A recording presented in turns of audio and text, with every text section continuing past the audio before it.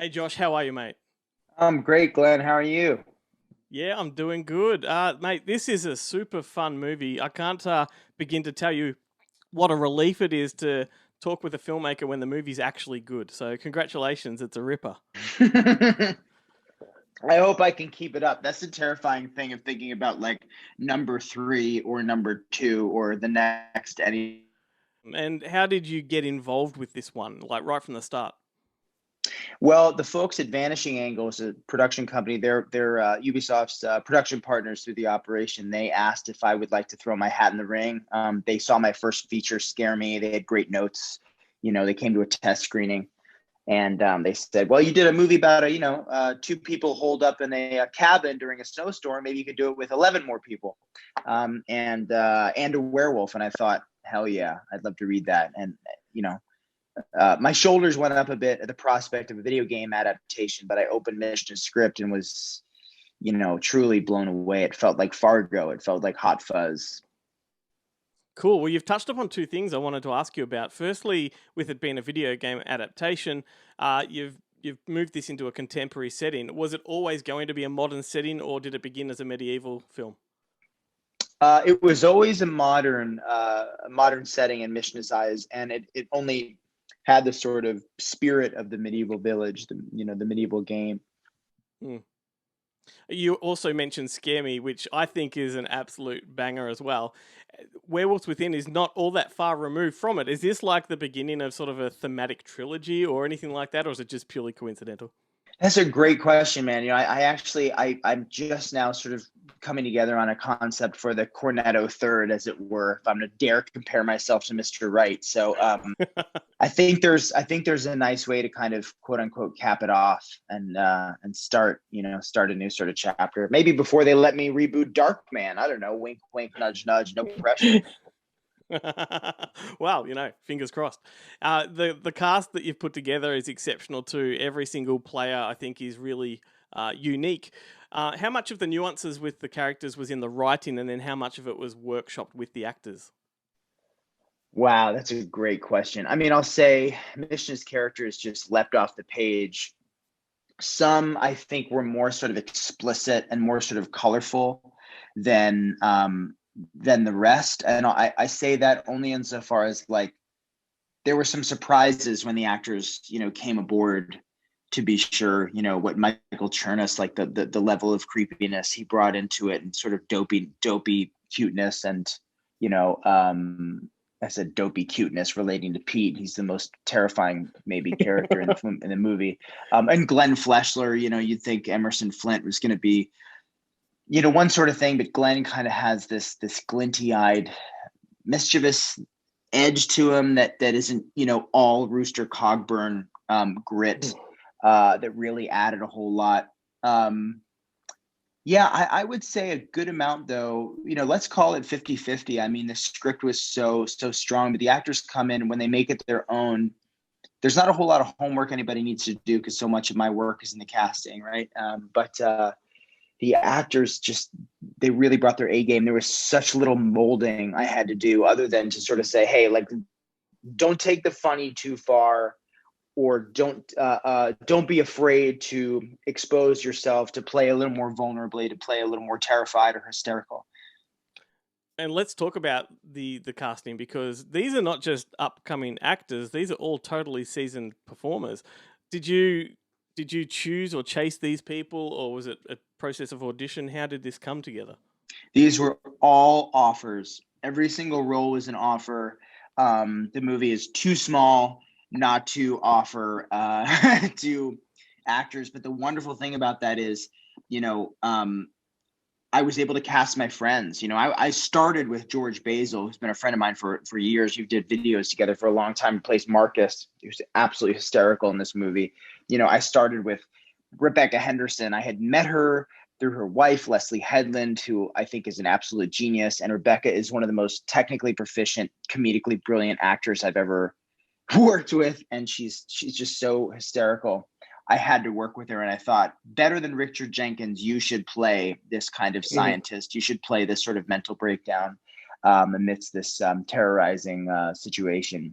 Um, And then, you know, actors I either dreamed of working with, like Michael Chernus and Cheyenne Jackson, who Harvey Guillen suggested to play his husband, which was an inspired idea, to Kathy Curtin, who I had just previously worked with and fell in love with and thought she was just the most, you know, bold, risk-taking, original, you know, performer. It was a kind of a smattering of methods.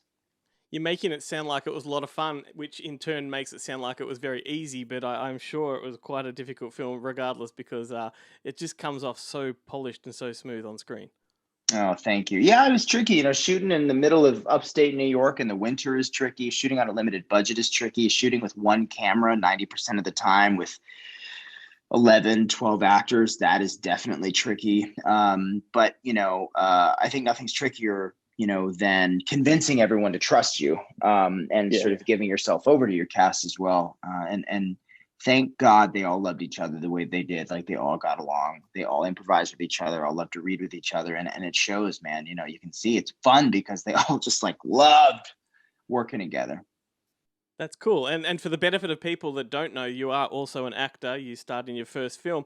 Why did you choose not to front the camera on this one? Mm. A few people have asked me this. I mean, I don't think there's anything more interesting I can offer to any of these roles than you know the 11 actors who came aboard. A and B. It was one of the bigger gigs I'd had to date. I wanted the experience of simply helming it. I had a lot of work ahead of me, and I think to add, you know, memorization of lines and being a good acting partner to the troupe would have been you know, would have been overwhelming. I think there'll be a time again to kind of scratch the itch in front of the camera. But I'm more excited about putting people in front of the camera that haven't gotten the opportunity to do certain things. You know, give me another experience like with Chris Red or Aya Cash to be able to do what they did in front of the camera, where they might not have, you know, otherwise had the opportunity to, you know, perform in a certain way. And that's my dream, but to kind of keep expanding that'd be incredible. Awesome. Well, that's a good answer. And I hope you take it as a compliment when I describe Werewolves Within as sort of like a wonderful cross between The Howling and Knives Out, even with like a little hint of Hateful Eight thrown in there. It's quite special, man. Yeah, beautiful. I'll take it all, man. I got to make a Quite movie in my hometown with my friend, creature feature in my hometown with my friends. I'm in cloud nine. You can comp whatever you want. I'm thrilled. quite often when you draw comparisons, a lot of people get their backs up a little bit, but I think it's a good thing. I love it. I So love it. so having filmed it sort of in your hometown and all that, the light snowfall, was that real or was it digital? We captured actual snowfall, I want to say two or three times, and the rest of it is digital. And that was a real pain in the ass. So much of the work we did in post, especially in the midst of the pandemic, you know, we wrapped March 9th and we're in quarantine on the following Friday, was digital, you know, snow recreation, transition, you know, mat work, and the like, and creating the, you know, the most natural sort of weather we could. But That's awesome. I mean, I couldn't tell. That's the best thing about it. Like I couldn't tell where digital and real began.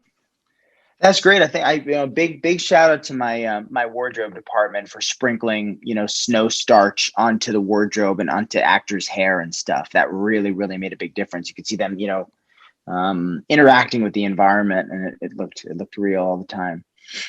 Cool, cool. Well, we've only got a few minutes left, so I just want to ask you, what were some of your influences when making this one?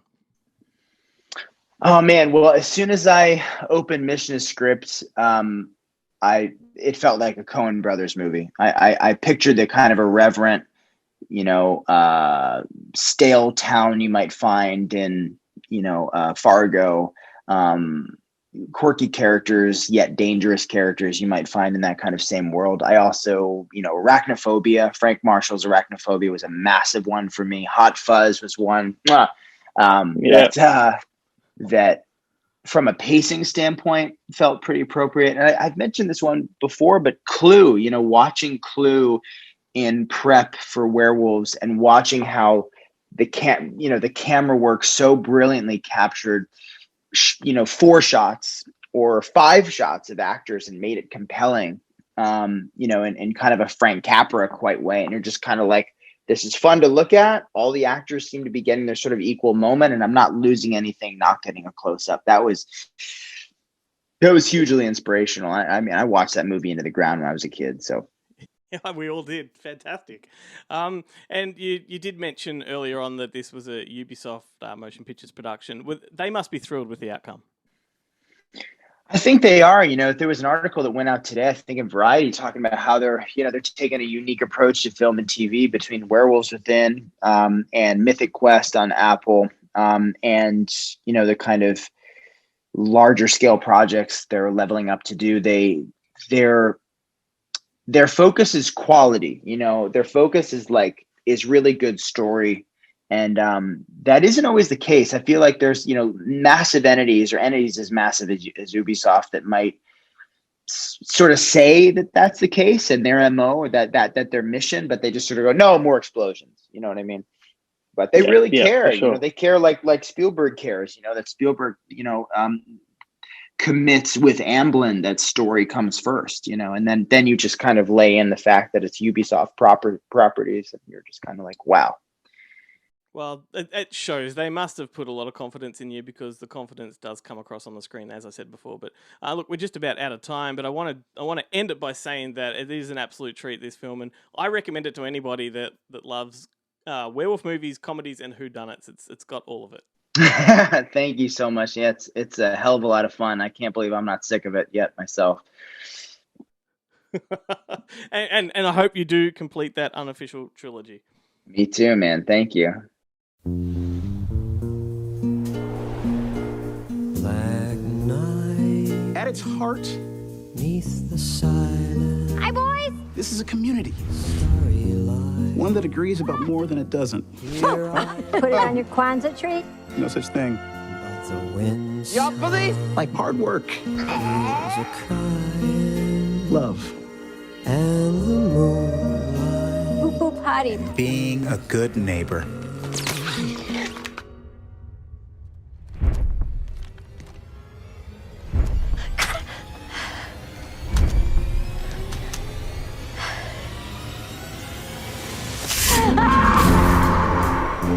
I know it's easy to get caught up in the fear of the situation. I know it's easy to point the finger and fear each other.